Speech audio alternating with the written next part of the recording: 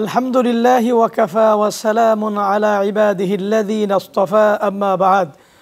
সুপ্রিয় দর্শক শ্রোতাদের আন্তরিক মোবারকবাদ জানিয়ে শুরু করছি মেগা ডিজিটাল স্কেল বরকতময় Ramzan powered by modern green city, cosponsor Dhaka Darus Sunnat model মাদ্রাসা। সুপ্রিয় দর্শক, আমরা আজ আলোচনা করব উন্নত চরিত্র গঠনে মাহে রমজানের ভূমিকা।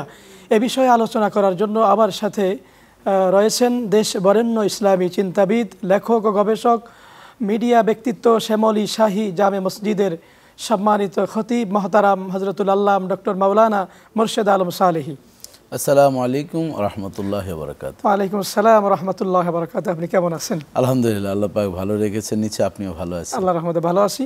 তো আমরা যেই বিষয়ে আমরা আজকে আলোচনা করব, উন্নত চরিত্র গঠনে মাহে রমজানের ভূমিকা, আপনি যদি আলোচনা সূত্রপাত করেন। জি, ধন্যবাদ উপস্থাপক। রমজানুল মোবারক আসলে আমাদের চরিত্রকে একটি রোড ম্যাপ, অর্থাৎ রেল লাইনের যখন একটি ডাব্বা উঠে রাস্তা যেদিকে সেদিকে কিন্তু একেবারে শেষ পর্যন্ত বগিটা চলে যায়। তো রমজানুল মোবারকটা হচ্ছে একটা চরিত্র গঠনের জন্য একটা রোড ম্যাপ বা একটা মাইল ফলক বা একটা প্রজেক্ট প্রোফাইল তৈরি করে দিচ্ছে আমাদের জীবনের।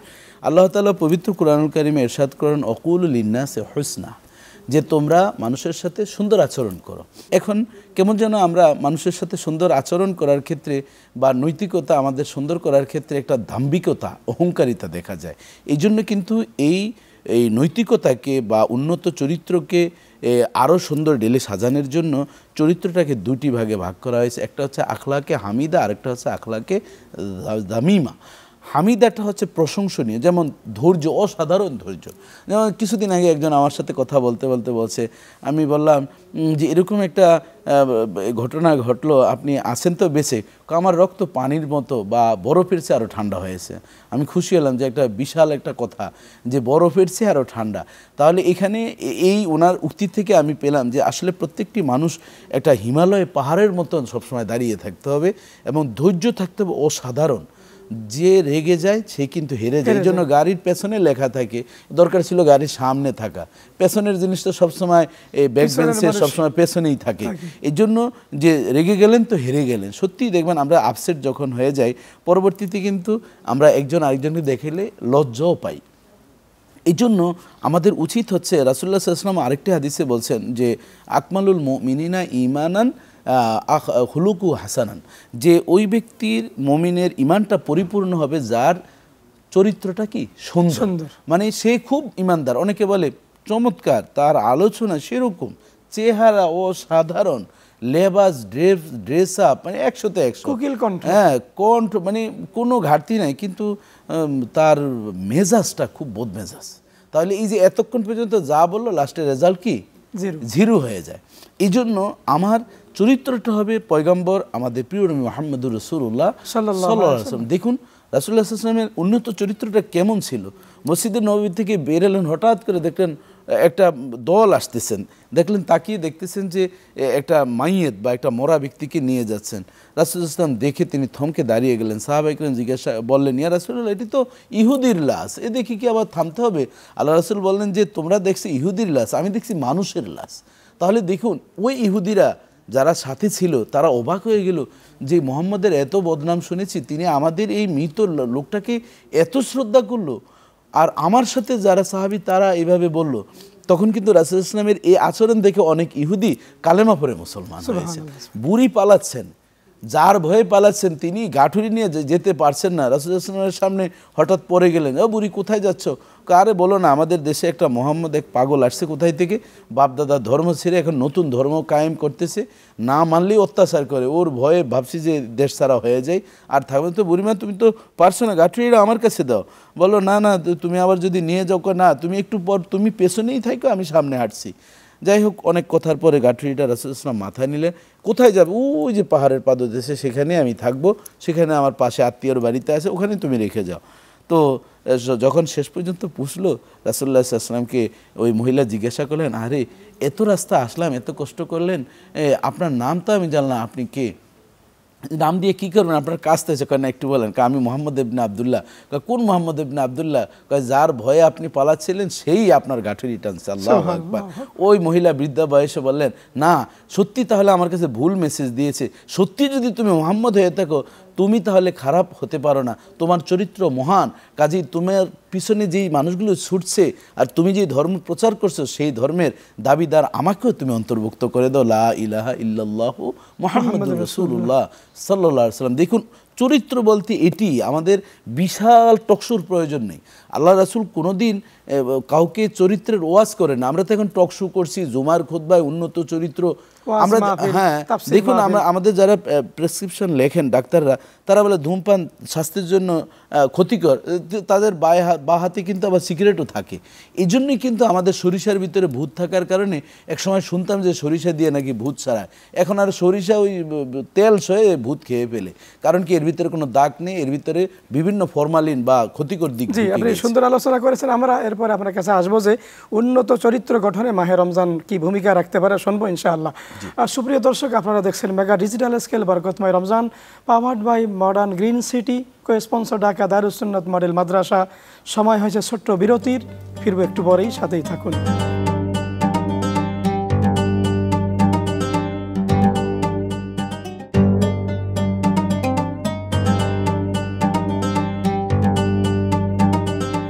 মাওলানা মোর্শেদ আলম সালিহ সাহেব, আমরা আলোচনায় ফিরে আসলাম। উন্নত চরিত্রের কথা চমৎকারভাবে আপনি বলেছেন, আল্লাহ রসুলের চরিত্র আপনি তুলে ধরেছেন। এখন রমজান থেকে কি শিক্ষা নিয়ে আমরা আমাদের চরিত্রকে সুন্দর করতে পারি? ধন্যবাদ আপনাকে। রমজান তো আমাদেরকে একটা হেডলাইন দিয়েছেন, রোড ম্যাপ আমাদেরকে দিয়েছেন যে কুতিবা আলাইকুমুস সিয়াম কামা কুতিবা আলাল্লাযিনা মিন ক্বাবলিকুম। সর্বশেষ বলছেন আমাদের যেটা ভিশন এবং মিশন, লাআল্লাকুম তাত্তাকুন। এই সিয়াম সাধনা কেন তোমাদেরকে ফরজ করা হলো? যাতে করে আল্লাহ ভীতি অর্জন তোমরা করতে পারো। এই রমজান আমাদেরকে আল্লাহ ভীতি শিক্ষা দেয়। আর এই উন্নত চরিত্রের জন্য আল্লাহ ভীতির বিকল্প কিছু নেই। দেখুন কোরআনের আয়াত নাজিল হয়ে গেল, ইন্না আক্রামাকুম ইনদাল্লাহি আতকাকুম। পৃথিবীর মধ্যে সবচেয়ে সম্মানিত, সবচেয়ে সুন্দর চরিত্রের অধিকারী হচ্ছে যার ভিতরে আল্লাহর ভয় আছে। এই আয়াত নাজিল হওয়ার পর বেলাল রাদিয়াল্লাহু তাআলা আনহু কান্নায় ভেঙে পড়লেন। আবু বকর খুশা দিয়ে বললেন, বেলাল এত কান্নার কি আছে? উমর বললেন, তাজ্জুব তো, তুমি কান্না করছো কেন? এই আয়াত নাজিল তো ভালো একটি আয়াত নাজিল হয়েছে। বলো না, আমাকে উমাইয়া ইবনে খালব যেভাবে নির্যাতন করেছিল, আমাকে ঘোড়ার লেজের সাথে বেঁধে দিয়েছে, তারপর আমি আল্লাহর নাম ভুলিনি। এরপর আমাকে উত্তপ্ত পাথর আমার বুকে চাপা দিয়েছে, ওই মুহূর্তে আমি আল্লাহ আল্লাহ বলেছিলাম। সর্বশেষ যখন আল্লাহ বলছিলাম, উমাইয়া ইবনে খালব আমার মনিব জিহ্বাটা টান দিয়ে জমিনের সাথে পেরাগ মেরে দিয়েছে, কিচ্ছু আমি আর পারছিলাম না, শুধু একটু আহাদ আহাদ বলছিলাম। আমার আজকের সেই তৃপ্তির কান্না, এটা কিন্তু আমি কষ্টে কাঁদছি না যে এই এত ট্র্যাজেডি আমার জীবনে এসেছিল, এরপর আমি আল্লাহকে ভুলে যাই না। আমি চাই যাতে আল্লাহ ভীতির যে মানুষগুলো, তাদের সাথে যাতে আল্লাহ তাআলা আমাকে কবুল করেন। আমি আজকে সেই কথা মনে করেই কান্না করছি। রাসূলুল্লাহ সাল্লাল্লাহু আলাইহি ওয়াসাল্লাম বলেন, বেলাল রে, তোমার তাকওয়া আল্লাহ তাআলা এত পছন্দ করেছেন, এই তাকওয়ার কারণে আল্লাহ তাআলা তোমাকে মাকবুল করে নিয়েছেন, আমাকে সুসংবাদ দিয়েছেন। মেরাজ রজনীতে রাসূলুল্লাহ সাল্লাল্লাহু আলাইহি ওয়াসাল্লাম গেলেন, খুব অসহায় বোধ করছিলেন। যখন তিনি রফরফে যাচ্ছিলেন, হঠাৎ করে তিনি দেখলেন যে বেলাল আবু বকর রাদিয়াল্লাহু তাআলার চেহারার মতন কে যেন দাঁড়িয়ে আছেন। একটু পরে দেখেন নাই, অর্থাৎ ফেরেশতার চেহারার ভিতরে আবু বকর রাদিয়াল্লাহু তাআলার ছবিটা যখন দিয়ে দিলেন যাতে নবী ভয় না পান, একটু পর দেখেন বেলাল রাদিয়াল্লাহু তাআলার কাঠের জুতা, খরম যেটাকে বলা হয়, টুকটুক করে আওয়াজ হচ্ছে। তিনি যাচ্ছেন, এরপরে হাঁটছেন। রাসূলুল্লাহ সাল্লাল্লাহু আলাইহি ওয়াসাল্লাম এরপরে জিজ্ঞাসা করলেন, বেলাল তুমি আমার আগে কীভাবে জান্নাতে হাঁটা চলার আওয়াজ গেল? কি আমল করছো? তেমন কোনো আমল নেই, আর একটা আমল প্রতিদিন করি, উজু করে 2 রাকাত তাহিয়াতুল উজুর নামাজ আদায় করি। বেলাল তোমার এই নেক আমলে আল্লাহ তাআলা আমার আগে তোমাকে জান্নাতে পৌঁছিয়ে দিয়েছেন। এই জন্য দেখুন বেলাল রাদিয়াল্লাহু তাআলার এই আমলগুলো ছিল আমাদেরও। এই জন্য আল্লাহ ভীতি এই রমজান আমাদেরকে শিক্ষা দেয়। যদি আল্লাহ ভীতি থাকে, সুদ খেতে পারে না, ঘুষখোর হতে পারে না। রমজানুল মুবারকে দেখবেন যারা ঘুষখোর তারা এরকমভাবে তাদের ডেস্ক খুলে রাখে, ডয়ার খুলে রাখে, হাতে নেয় না, ইশারা দেয়, অর্থাৎ তলে তলে, তখন আর উপরে যায় না। তাহলে এই যে উন্নত চরিত্র, আমি রোজও রাখছি। আমি একবার কোনো এক অফিসে গেলাম, একটা সেটা লম্বা করে বলছি না যেহেতু চ্যানেলে, রমজানের পরেই যখন কুরবানি ঈদ আসলো, উনি বললো আপনি তাড়াতাড়ি টাকা নিয়ে আসেন না কেন? আমি গাবতলী বাজারে বড় গরু কিনতে হবে, তো আমার এটি এবার 2টি আমার কিনতে হবে। তা আমি যে আমার সাথে ছিল, আমি বললাম এটা কিসের টাকা দিলেন? বললো যে অডিট করতে গিয়েছেন তো এই জন্য ওনাকে এই টাকাটা দিতে হয়েছে। অর্থাৎ উনি ঘুষের টাকা নিচ্ছেন, বড় গরু দিবেন। তাহলে আল্লাহ ভীতি যদি তার থাকতে, এই রমজানুল মুবারকে যার মধ্যে আল্লাহর ভয় থাকবে, শুধু সিয়াম সাধনা আইওয়াস না যে আমাকে সমাজের মানুষ কি বলবে, আমার স্ত্রী সন্তান কি বলবে, এই জন্য রোজা রাখছি। নো, আপনাকে আনতা আবুদাল্লাহ কান্নাকা তারাহু, আল্লাহকে দেখে দেখে আপনার সিয়াম সাধনা করতে হবে। কারণ এই সিয়াম হচ্ছে আল্লাহর গুণে গুণান্বিত হওয়া।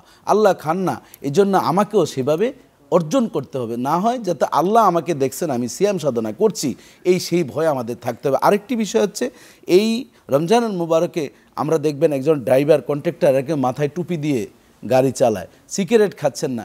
ঝগড়া হলে রাসূলুল্লাহ সাল্লাল্লাহু আলাইহি ওয়াসাল্লাম বলছেন যে সাতামাহু আও কাতালাহু, তোমাকে যদি কেউ গালি দিয়ে হত্যা করতে আসে, সাথে সাথে তুমি বলবে ইন্নী ইমরিউন সাইমুন, আমি রোজাদার। বলার সাথে সাথে দেখবা আর সমু জুন্নাতুন, এই রোজা তোমাকে ঢাল হিসাবে তোমাকে রক্ষা করবে।